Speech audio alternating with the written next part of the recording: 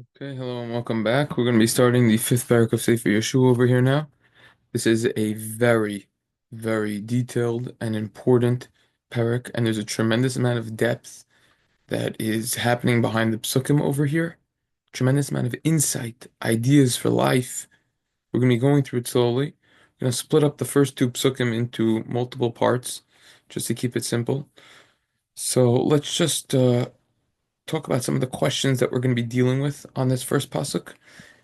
In this specific session, we're going to be dealing with one question in particular. We're going to be learning about Mila, circumcision. They had to perform a circumcision before going into Israel.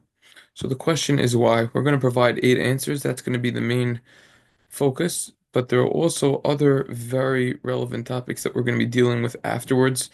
Why is bris Mila specifically on the eighth day? Some interesting allusions, ideas. Why specifically now are we doing the circumcision? We're going to see that Yehoshua was commanded to do the circumcision with stones. What does that even mean? And why do we customarily use a knife, a metal knife? Where does that come from? So that's basically what we're going to be uh, the what's on the menu, what's on the itinerary. So we're going to go into it right now. Just share the psukim to do it inside. Vayhi kishmoya kol malchia moiri asher be'ivar yardin yama v'kol malchia knani asher al hayam is asher hoivish Hashem es mi hayard b'nei bnei Yisrael Adavarna, or Ad Avram. So basically, when all of the kings, the Amori people, they heard what happened on the other side of the Jordan, and all of the kings of the Canaanites, they heard what happened on the sea, that Hashem dried it up for them, the Jordan River, because of the Jews until they crossed through. Vayimas levavim, their heart was melted. Lo hayabam oid ruach, they didn't have a spirit anymore. They didn't have a wind, b'nei Yisrael, because of the Jews. Be'esahi, at that time. It's also a discussion. What does it mean at that time? Amar Hashem el Yehoshua. Hashem told Yehoshua, Aseh lecha, make for you charvos sudim. Charvos sudim. Sharp. We could translate it surim. A sur is a rock. But this is actually subject, these two words, to a lot of different interpretations over here. Vishuv, and then again, mol es b'nei Yisrael shenis. Circumcise the Jews a second time. What does this mean again? When was the first time? So there's obviously a lot going on these psukim over here. Let's just try to break it down for the sake of being able to digest the material, as opposed to just putting everything in a 2 hour situation over here. We're just going to try to break it down to make it as simple as possible, because this is very involved over here. All right. Let's discuss the question as to why exactly did they have to do Mila right now. So there's gonna be a mama ways. He has a lot of length over here. This happened on the 11th of Nisan, the day after they crossed the Jordan River. Right? They camped in Gilgal. Yehoshua circumcised them. Why? Weren't they already circumcised when they left Egypt in order that they could fulfill the mitzvah of Korban Pesach? Every child that was born after that time needed to be circumcised. So they were in the desert for 40 years. So everyone who was there didn't have Mila.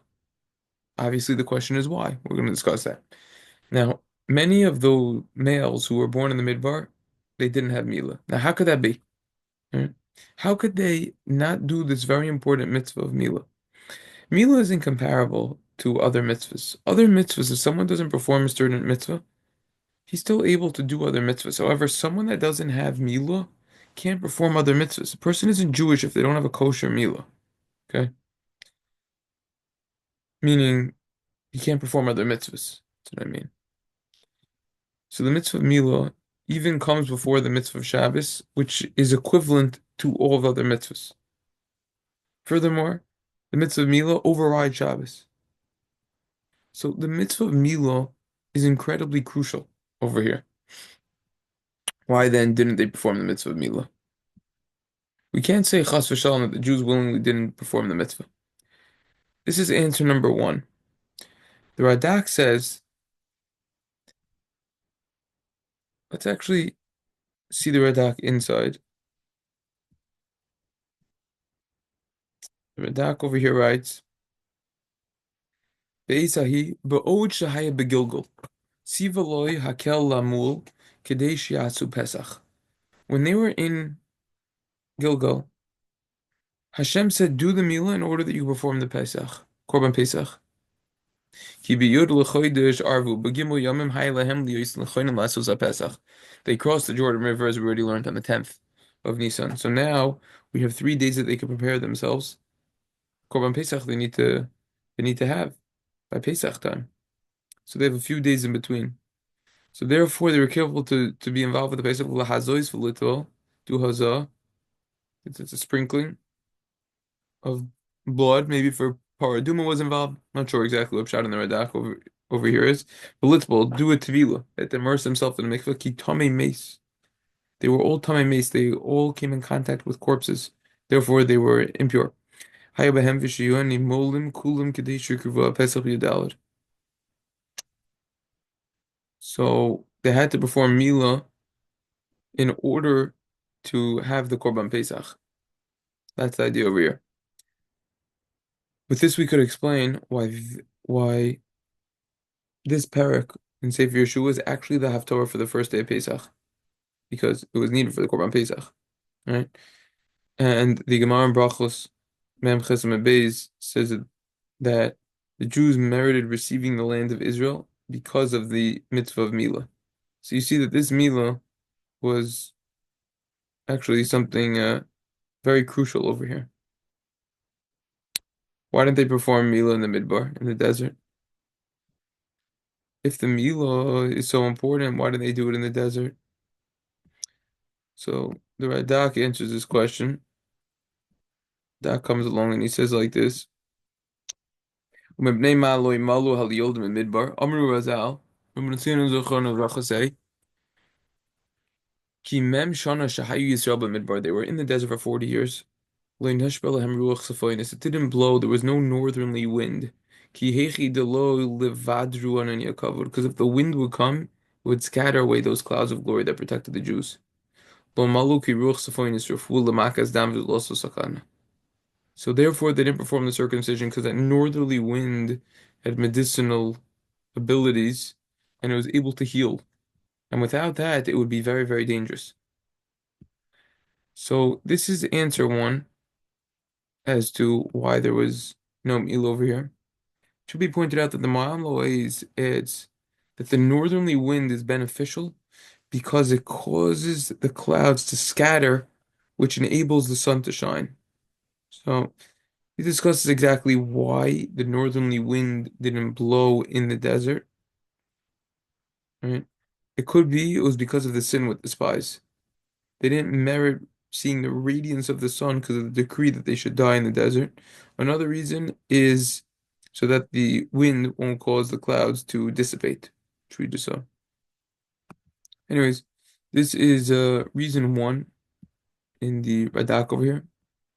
And the Radak actually is now going to provide reason number two. And this is actually a very logical reason over here.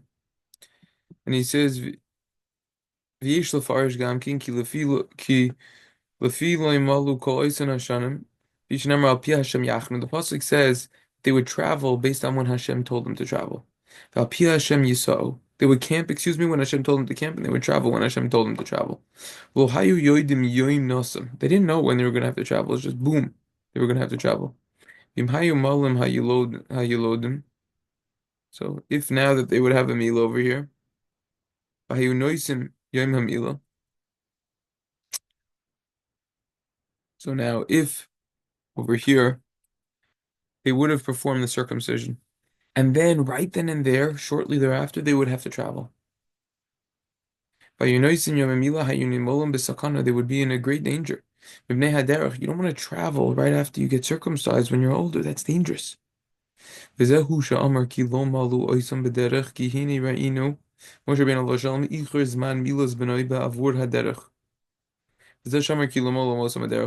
Moshe also delayed the circumcision for his son. Why? Because it was dangerous with the traveling.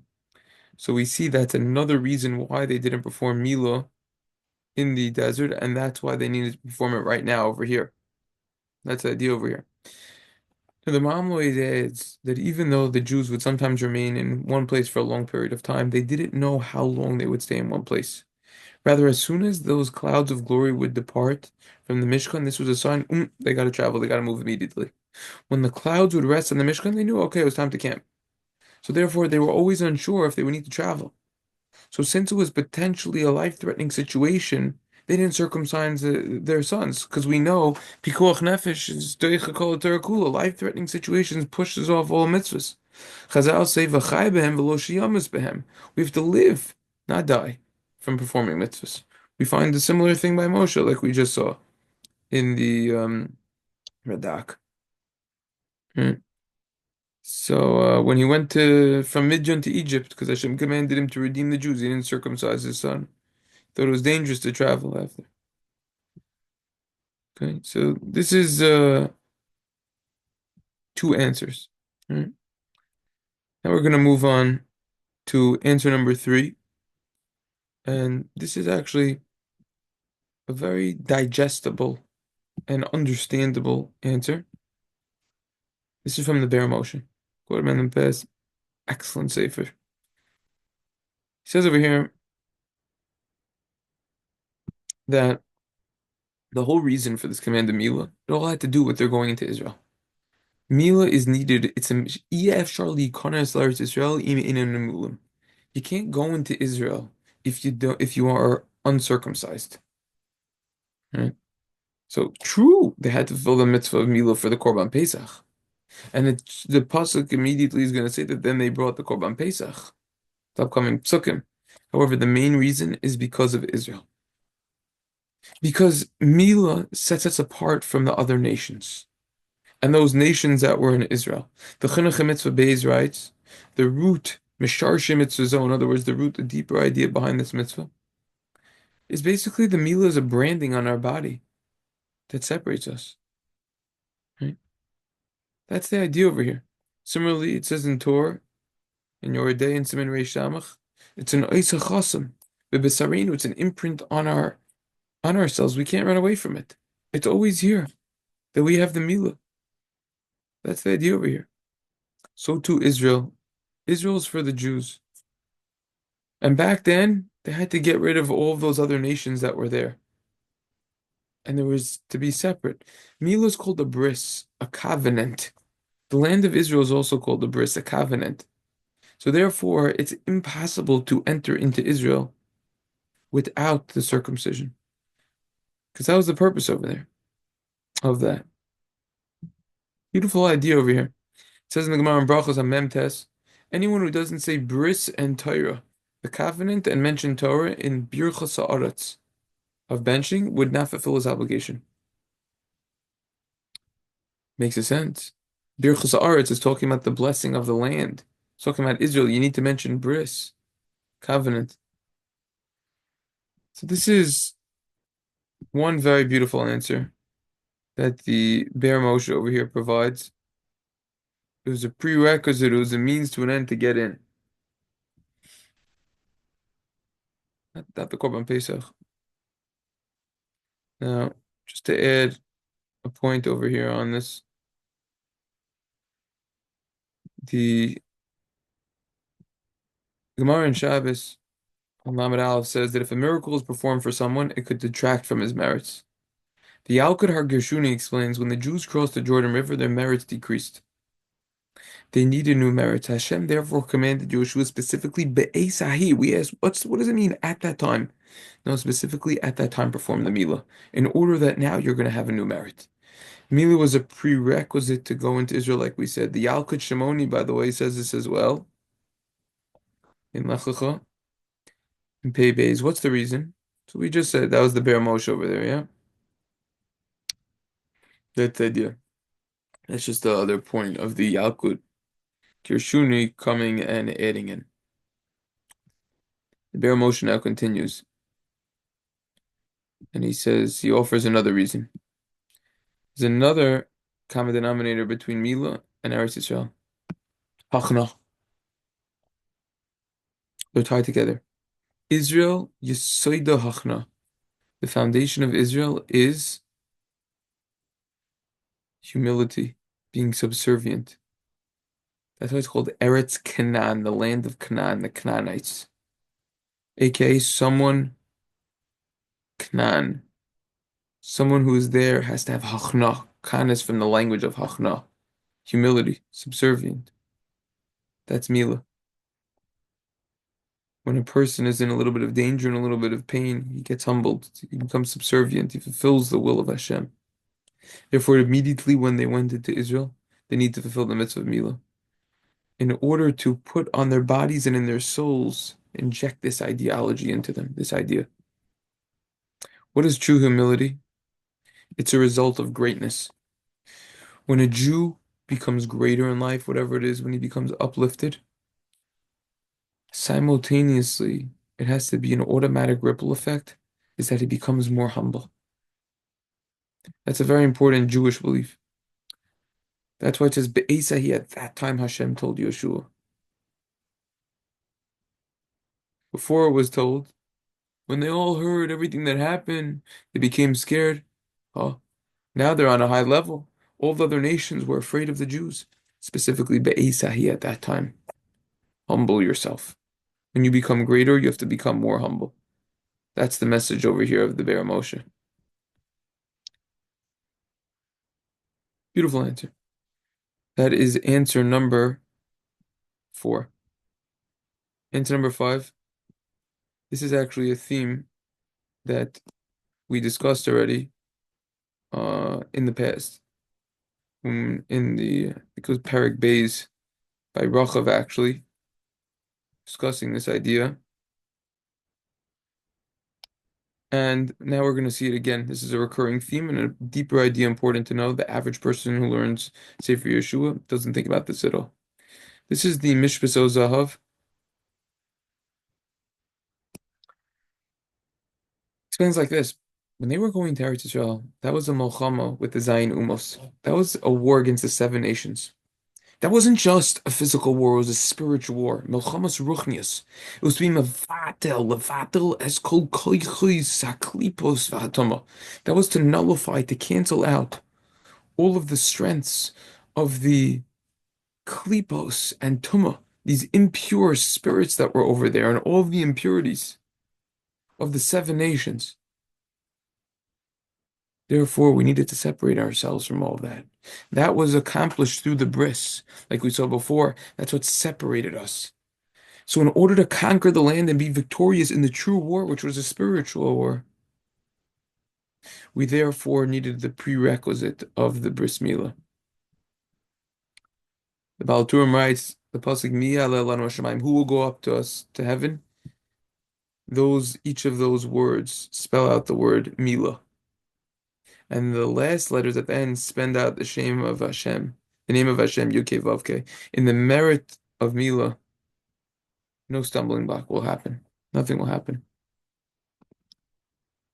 Should point out that we discussed over there, this is the 5 reasons why they went specifically to the house of Rachel, who was a prostitute. One of the reasons is because if you got Yericho, which is the first land that they're going into, then you could conquer the rest of Israel. Because it was a very fortified and difficult place to conquer, but on a deeper level, Yericho was the nucleus, was the heart, the epicenter. That's where all of the tumah was, the impurities in Israel at that time. And all of the impurities really boiled down to Rachav's house. So that was how they were going to be victorious on the war over there.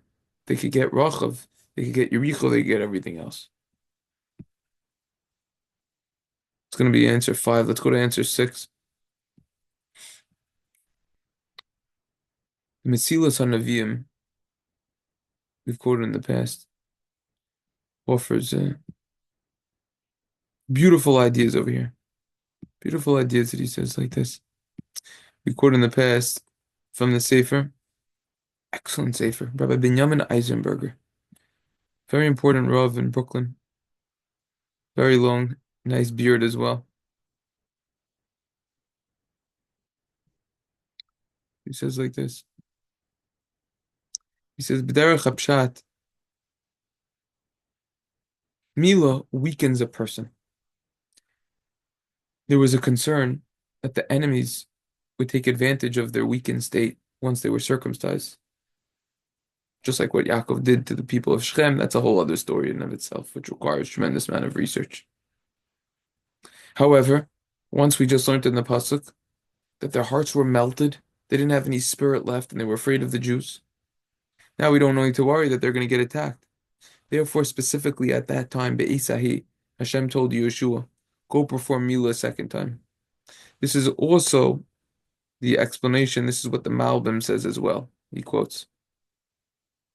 So that's why specifically it says Be'esahi at that time, because they were afraid. Another answer, the Avos Yohinasan,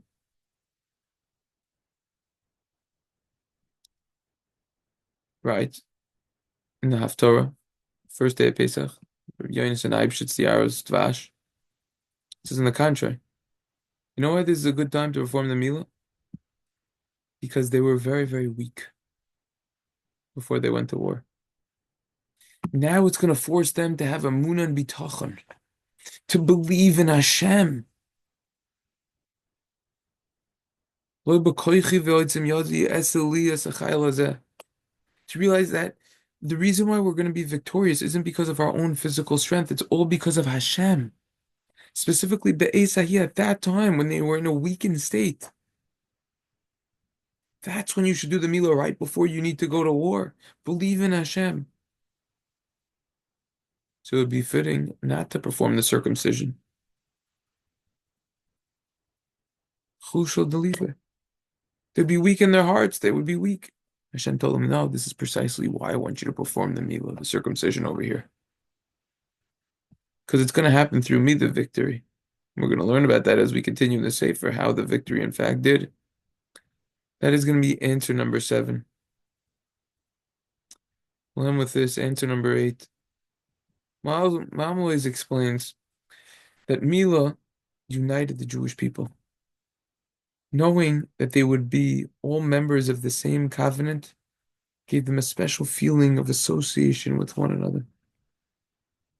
This strengthened their natural relationship, which they felt as a result from being descendants of Avram, Yitzchak, and Yaakov. This relationship had to be strengthened as much as possible. When they were in the desert, they camped together. They remained united. But now they were about to go into Israel. They were going to be spread out and separated from one another. There was a chashash, a serious concern and danger that they would become divided into fractions. One tribe would fight against another. Comes the bris of Milah. Comes the covenant of the circumcision. That would therefore take on an added significance for them. The Roman emperor once said to Rabbi Tanchum, let's join together and become one nation. Of course, what he meant is that the Jews give up their identity and become Romans. That was a trick that they had played on nations they had trouble conquering. Rabbi says, yes, it's a good idea, but since we're already circumcised and it can't be undone, we can't be like you. If you want to join together and live in peace, then you have to become circumcised like us. The emperor saw that he was outwitted.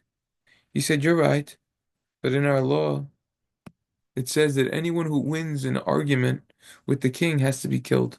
I'm therefore decreeing you be thrown to wild animals. What a deceitful people they were. Anyways, they threw Rabbi Tanchum to the animals. What happened? Hashem protected him. And he didn't let the animals harm him. When the Romans saw that he remained intact, they released him. But there was one Jewish trader over there. He wanted to integrate himself with the Romans, and he says, this wasn't a miracle. The reason why the animals didn't eat him is because they weren't hungry.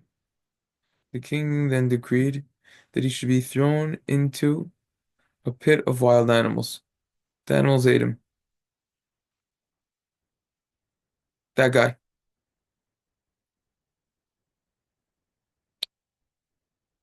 We're the children of Avram, Yitzchak, and Yaakov. The Torah is the covenant, the holy Torah and the covenant, of the circumcision. They unite us together. The prophet says in Malachi, in Beis Yod, aren't we all from the same father? Didn't one God create all of us? Why do we have to betray one another then, to break this covenant? When Hashem commanded Avram to be circumcised, He used the word covenant. It's 13 times in Parshas Lech Lecha. 13 times is the same gematria numerical value of the word echad. This teaches us that by keeping this covenant of Milah, we become united. We've already seen that unity is one of the conditions for inheriting the land of Israel. This is another reason why the circumcision had to specifically be performed before the conquest could begin. Hashem wanted the Jews to produce an everlasting sign, which would permanently symbolize their unification. This is why an uncircumcised Jew is not allowed to eat a Korban Pesach. The Korban Pesach has to be eaten in a group. There has to be a feeling of unity between those who eat it. Someone who isn't circumcised lacks the sign of unity, so therefore he can't join. Hashem made a condition with Yaakov that if his offspring would be unified, then they would enter Israel. However, if they weren't, then they wouldn't enter Israel. Those are 8 reasons as to why specifically they had to have the circumcision done right here and right now. Just to add one point on this last answer, we see so much disunity that is happening now in Israel with all the different, there's a lot of different types of Jews and people and everything, but now we got to be careful what's going on over here. It's tricky. Israeli politics are very complicated, but if they try to get the unity on board, we have to get everyone to be doing the right thing, keeping the Torah and keeping the mitzvahs, because that's true unity. It's not unity if everyone now becomes not religious. We're not going to have Jews anymore. Then. It has to be true unity. All right. See you on the next one. Thanks for watching.